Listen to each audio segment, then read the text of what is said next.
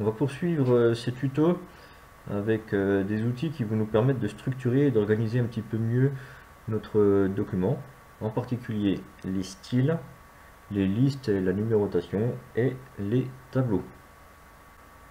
Les styles, ça va être un outil très pratique pour pouvoir répéter les mises en forme que l'on veut faire. Plutôt que de répéter 150 fois la même mise en forme pour plein de paragraphes différents, on va le créer une seule fois et ensuite on appliquera le style aux paragraphes ou aux éléments que l'on veut, sur lesquels on veut appliquer ce nouveau formatage. On les trouve ici là-haut. Et ceux qui sont affichés là ne sont pas les seuls. Vous avez une petite flèche que vous pouvez descendre qui vous permet d'avoir accès à plein de styles différents. Donc en fait le but va être de pouvoir transformer très facilement un long texte comme celui-ci dans lequel on n'a pas spécialement de mise en forme. On a un texte qui va ressembler à ça. Là on va avoir des mises en forme qui vont être un peu plus améliorées. En particulier on va voir apparaître des titres, des sous-titres. Et plutôt que de répéter chaque fois la même mise en forme sur chacun des éléments de titre ou de sous-titre ou même de paragraphe, eh ben, on va appliquer les styles.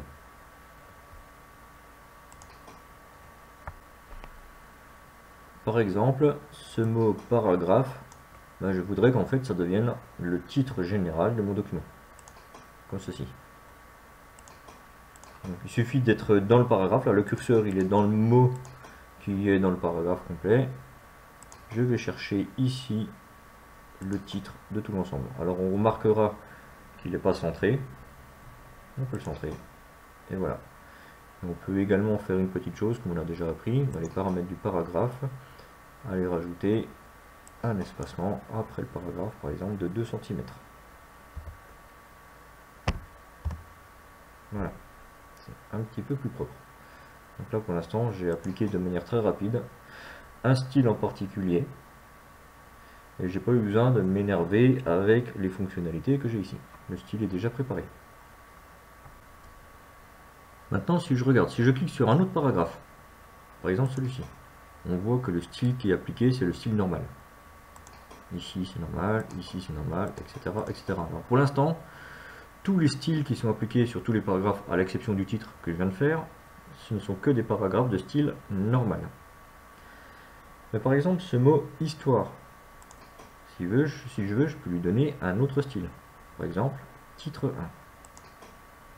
Voilà. Le mot fonction, c'est pareil, je pourrais lui donner le style de titre 1. Le mot texte linéaire narratif, je vais lui donner un style de type titre 2. Celui-ci également. Et celui-ci également. Alors titre 1, titre 2, titre 3, etc., etc. sont des styles de titres hiérarchisés. Il va y avoir une hiérarchie, c'est-à-dire que titre 2 est en dessous au niveau hiérarchique que titre 1. Titre 3 est en dessous du niveau hiérarchique de titre 2. Ça peut être très utile pour faire des titres, des sous-titres, des sous-sous-titres, etc., etc. Voici donc où on en est. Donc j'ai ce paragraphe-là qui est en style normal, j'ai ce paragraphe-là qui est en titre 1. Tout ça, c'est du style normal. Celui-ci est en titre 1, on le voit apparaître. Celui-ci est en titre 2, etc., etc. Alors maintenant, si je veux changer le style d'un style, par exemple, le mot histoire, je voudrais qu'il soit écrit non pas en bleu, mais en vert. Donc je vais dans les propriétés ici, je lui change sa propriété. Problème, ça va changer que le premier et pas le deuxième. Pour ça, en fait, on clique sur le style qu'on vient de modifier. Ensuite, en haut sur le titre 1, on fait un clic droit et on fait mettre à jour selon la sélection. On remarque que ça y est, il est passé en vert et que l'autre paragraphe qui appliquait le style titre 1 est aussi passé en vert. Donc là, si j'ai 15 titres, 15 sous-titres dans mon document, bah, ils seront tous passés avec le même style. On va faire exactement la même chose avec le sous-titre de type style 2. Par exemple, celui-ci, je vais décider par exemple de le mettre en italique, puis je vais l'écrire, disons, allez, en rouge. Voilà. Alors pour l'instant, rien n'a changé. Mais si je fais clic droit et que je mets à jour selon la sélection, ils sont tous passés sur le style que je viens de lui appliquer. Donc c'est quelque chose de relativement pratique. Ça permet de faire tout d'un coup si vous voulez. Vous pouvez formater plein d'éléments d'un coup. Je vais vous montrer ce que ça donne par exemple avec le paragraphe ici, celui-ci qui est là. Imaginons, je vais le mettre par exemple avec une couleur bleue. Voilà, j'ai juste mis quelques mots, hein. Vous remarquerez, c'est même pas le paragraphe complet que j'ai mis comme ça. Si je fais clic droit, mettre à jour selon la sélection, vous allez voir que tout va passer en bleu. Tous les autres paragraphes qui sont du style normal ont appliqué ce style-là. J'annule ce que j'ai fait avec CTRL Z. J'annule encore pour revenir à ça. Voilà. Alors pour les paragraphes, dans les zones de texte, en fait, ce qui va nous intéresser, c'est pas qu'ils soient écrits tout en bleu, ou voilà, ça m'étonnerait que ce soit ça. Par contre, par exemple, le fait que tout soit justifié, et non pas aligné à gauche comme c'est le cas ici, ça peut être relativement intéressant. Regardez, celui-ci est aligné à gauche. Donc vous remarquerez que tous les autres styles ici sont alignés à gauche, ici. Par contre, à droite, c'est le bazar. C'est normal, parce que l'alignement qui est demandé, c'est l'alignement à gauche. Je vais demander à ce que ce paragraphe-là soit justifié. Pour l'instant, comme j'ai encore rien appliqué sur le style normal, j'ai rien modifié, tous les autres paragraphes sont restés alignés à gauche. Par contre, si je vais faire un clic droit et que je demande de mettre à jour la sélection, regardez bien ce qui va se passer dans les alignements à droite.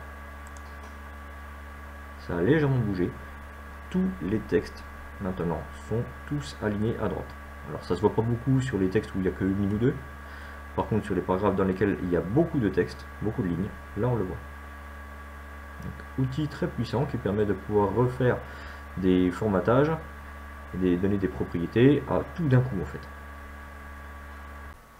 Alors maintenant, les puces et la numérotation. Alors comme on l'avait déjà vu dans un tuto juste avant, pour chacun des paragraphes, en fait, je peux rajouter une puce. Par exemple, voilà, on va rajouter cette puce là sur le titre histoire. Pourquoi pas? Si jamais je veux mettre le style à jour, clic droit, mettre à jour selon la sélection, et vous voyez que tous les paragraphes sur lesquels ce style titre 1 est appliqué a changé. Donc il y a une puce qui est apparue devant. Alors imaginons maintenant que ce que je veux, ce ne soit pas de mettre une puce avec un petit point comme ça, mais que ce soit par exemple de mettre une numérotation ou des A, B, C par exemple. Allez, on va mettre ça. On remarquera que le style a immédiatement changé et que le premier paragraphe, enfin le premier titre est passé en A et le deuxième est déjà passé en B. Donc en fait ça a déjà été hiérarchisé. Mais on peut faire encore mieux que ça. On a également ce qu'on appelle ici des listes multiniveaux. Et ça c'est très pratique pour faire de la hiérarchie. Par exemple, ce type de multiniveau là. Donc en fait, on remarquera que tous les styles ici, ils ont changé, ils ont chacun leur numérotation. Alors on a les styles de niveau 1, style de niveau 2, enfin les titres de niveau 3.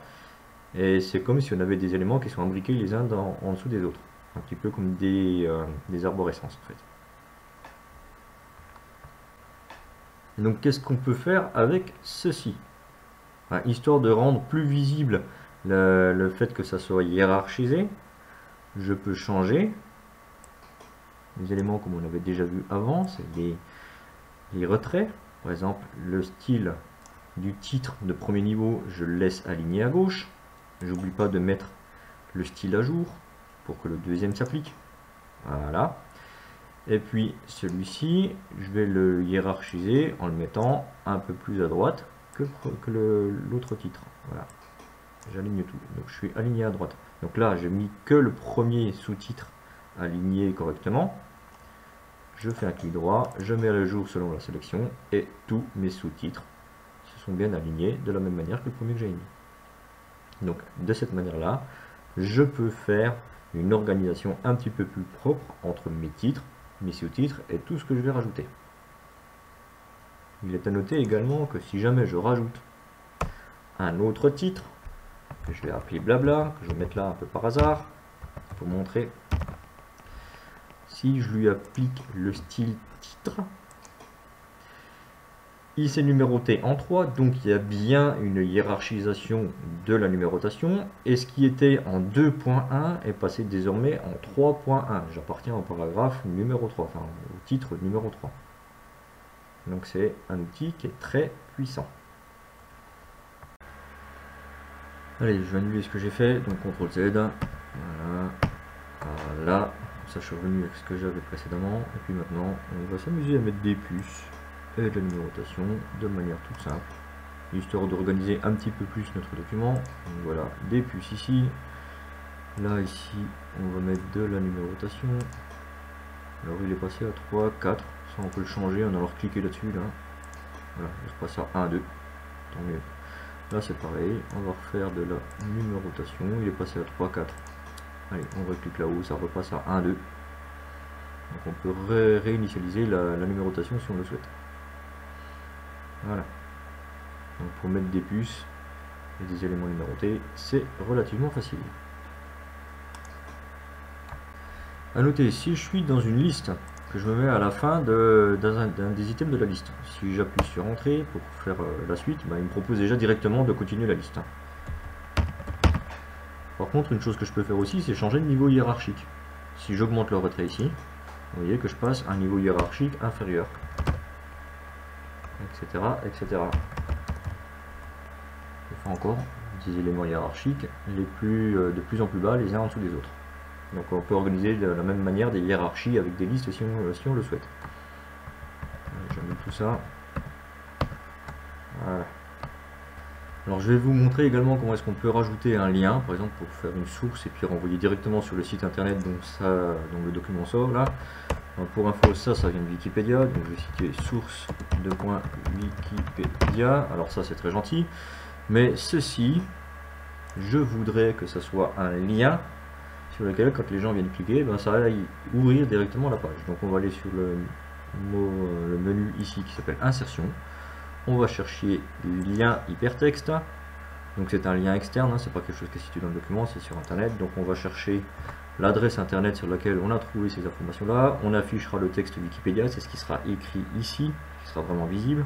On va dire qu'en caché, ce qui apparaîtra, enfin ce qui n'apparaîtra pas, mais qui sera caché, mais qui sera dedans, ce sera le lien. Et puis on peut rajouter une infobulle, info issue de Wikipédia. Voilà. Ok. Donc vous voyez, ça s'est transformé en lien. Et l'infobulle, c'est simplement quand je vais passer la souris dessus, vous voyez, c'est ce que j'ai marqué tout à l'heure, info issue de Wikipédia. Alors ce que vous pouvez faire aussi, c'est ce qui est demandé ici, appuyez sur CTRL et cliquez sur le lien. Si vous appuyez sur la touche CTRL et que vous faites le clic, et bien ça vous ouvre un navigateur qui vous amènera sur le lien que vous venez de créer. Allez, maintenant le travail avec les tableaux. Alors on va créer un titre tableau. On va lui appliquer le style qu'on avait déterminé tout au départ. Voilà. Ah tiens, il n'est pas centré. Celui-là était bien centré. Moi, j'avais pas dû mettre le style à jour alors. Clic droit, mettre à jour selon la sélection. Est-ce que ça a centré le titre suivant? Oui, voilà, donc c'est bon. Impeccable, ça marche. Allez, pour faire le tableau, comment est-ce qu'on va le faire? Eh bien, on va ici dans Insertion, Tableau, et on choisit le nombre de lignes et le nombre de colonnes que l'on veut mettre. On peut faire quelque chose d'un peu plus personnalisé si on le souhaite. Hein. On rentre son nombre de lignes, son nombre de colonnes ici, ça marche pareil. Allez, on y va. Disons, on va faire un tableau comme ça. Alors voilà comment il se présente. Alors c'est pas très très beau, hein. On peut appliquer des styles de tableau si on le souhaite. Ça, vous bricolerez. Moi pour l'instant, je vais le laisser afficher de cette manière-là, parce que ça me permet de voir très clairement ce qu'il y a. Alors première info avec ce tableau, on peut agrandir les lignes et les colonnes si on le souhaite. Modifier des tailles, hein. On peut faire un petit peu ce qu'on veut. Voilà. Donc on a le choix. Si on sélectionne tout en faisant un clic droit, on a la possibilité de distribuer les lignes et distribuer les colonnes, c'est-à-dire faire en sorte que ça soit équitable et réparti correctement. Voilà ce que ça donne quand je fais ça avec les lignes. Et si je fais distribuer les colonnes, eh bien, ça met toutes les colonnes de la même taille. On a également la possibilité de rajouter des lignes ou des colonnes. Clic droit quelque part dedans, insérer une ligne au-dessus ou en dessous du curseur là où on est, comme on veut. On peut faire la même chose avec des colonnes. Voilà. Bon, c'est pas très chouette ce que j'ai fait là. Et puis on peut aussi supprimer des lignes ou des colonnes. Voilà. Alors après, ce tableau, bien évidemment, on peut le remplir. N'importe quoi. Hein. 1, 2, etc. etc. D'ailleurs, plutôt que de cliquer à chaque fois, en fait, on peut utiliser la touche Tab. C'est celle qui est à gauche de la touche A.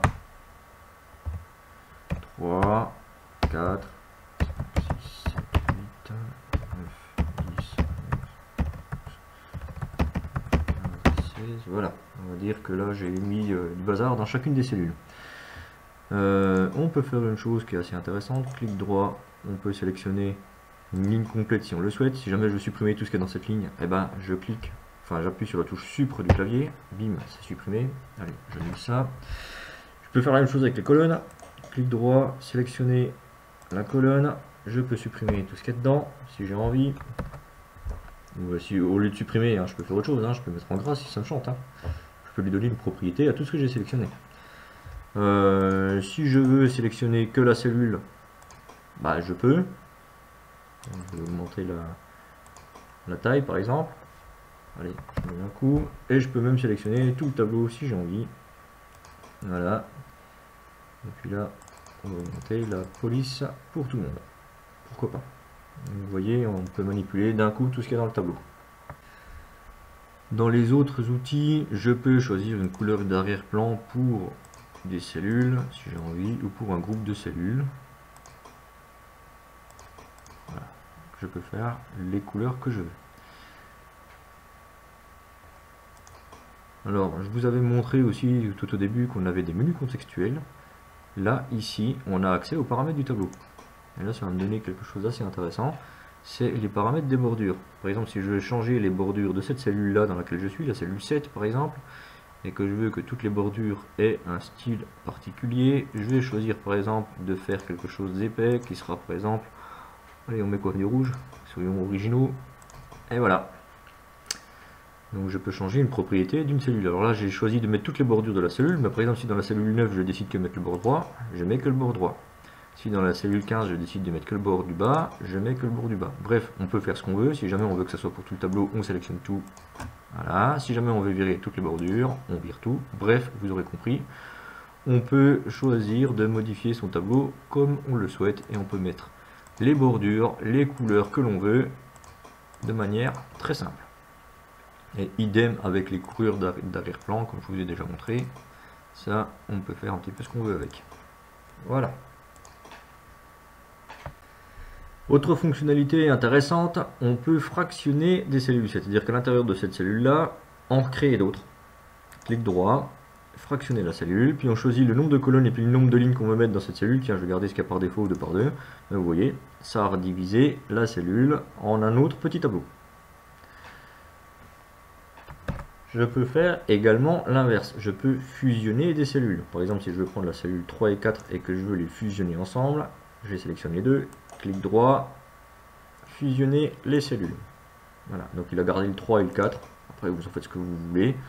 Mais vous pouvez fusionner des cellules. Par exemple, si je veux fusionner ces cellules-là, donc 5, 6, 9, 10, 11, 13, 14, clic droit, fusionner les cellules. Il m'a gardé tout le bazar, tout mon texte, mais après, c'est à moi de faire ce que je veux dedans. Donc, on peut faire un petit peu ce qu'on a envie. Ici, cette cellule-là, si je veux la fractionner, puis par exemple faire 2 colonnes et une seule ligne, voilà. Donc je peux changer un petit peu comme j'ai envie. C'est assez facile de personnaliser son tableau. Une autre chose, ce tableau, je peux le déplacer et le mettre là où j'ai envie dans mon document. Vous voyez qu'on a ici une petite poignée qui nous permet de déplacer le tableau. Alors par contre, faites bien attention là où vous mettez le curseur, parce que le tableau viendra se mettre à cet endroit-là exact. Exemple, si je le mets en plein milieu de mon titre, je le lâche ici, voilà ce que ça donne. Ça va couper mon titre en deux. Je vais annuler ce que j'ai fait. Si jamais je veux le monter à un endroit un peu plus logique, par exemple si je le veux qu'il soit à la fin de ce paragraphe là, bim, je le mets à la fin de ce paragraphe et vous voyez que source est passée en dessous. Donc ce tableau, on peut le déplacer, il n'y a pas de souci, mais on fait bien attention là où le curseur vient se mettre. On va le remettre là où il était à l'origine, c'est-à-dire ici. Comme ça, c'est un petit peu mieux. Si je le souhaite, je peux également supprimer tout le tableau. Alors pour faire ça, clic droit, supprimer le tableau. il n'y a plus de tableau. Allez, j'annule ça pour avoir le retour du tableau qui me sert quand même pour mes démonstrations. Alors après, pour les histoires d'alignement dans les cellules, alors je vais faire exprès d'agrandir en très très grand la cellule qui va contenir le chiffre 8. Je peux faire exactement la même chose que ce que j'avais déjà fait avec les paragraphes auparavant. D'ailleurs, je vais vous montrer à quoi ça ressemble quand on affiche les caractères non imprimables. Alors c'est pas une fin de paragraphe comme vous pouvez le voir ici, mais c'est un espèce de signe bizarre, je ne sais même pas comment ça s'appelle, mais qui nous permet de dire que ça c'est la fin de la cellule.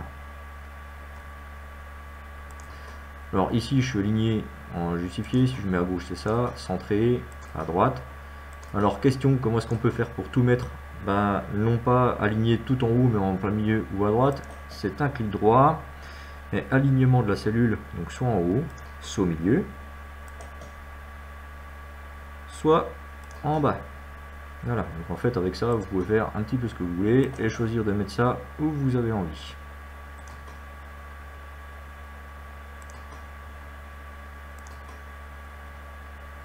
Alors tout ce que je vous ai appris à propos des paragraphes, des retours à la ligne, des mises en forme, des styles, des numérotations, ça s'applique exactement pareil à l'intérieur d'une cellule que si c'était dans une zone de texte qui est quelque part un petit peu plus haut. C'est exactement la même chose. D'ailleurs, si je prends ce paragraphe-là et que je lui applique le style normal, ben vous voyez, il a appliqué le style normal, c'est-à-dire le style qu'il y avait ici là-haut. Si je prends ce paragraphe-là et que je lui applique le style titre, et ben il me fait un titre qui s'appelle 3. C'est normal, il est numéroté 3 parce qu'on avait déjà 2 avant. Si celui-ci, le paragraphe 9, je décide qu'il soit en titre 1, ben vous voyez, il est passé en titre 1. Voilà, il est en paragraphe 3.1, etc., etc. Donc ça s'applique exactement pareil. Il n'y a aucune différence entre un texte qui est à l'intérieur d'une cellule et un texte qui est quelque part ailleurs dans le document. C'est la même chose. Allez, on va enlever les marques de formatage.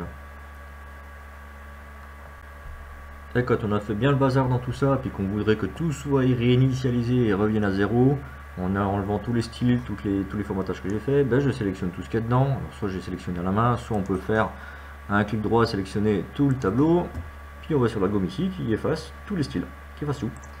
Voilà. Par contre, ça n'a pas enlevé la coloration de ces cellules-là. Donc on peut aller les modifier ici. La couleur d'arrière-plan, et bien du blanc partout. Voilà. Voilà, on arrive à la fin de ce tuto. Merci de l'avoir suivi. À bientôt.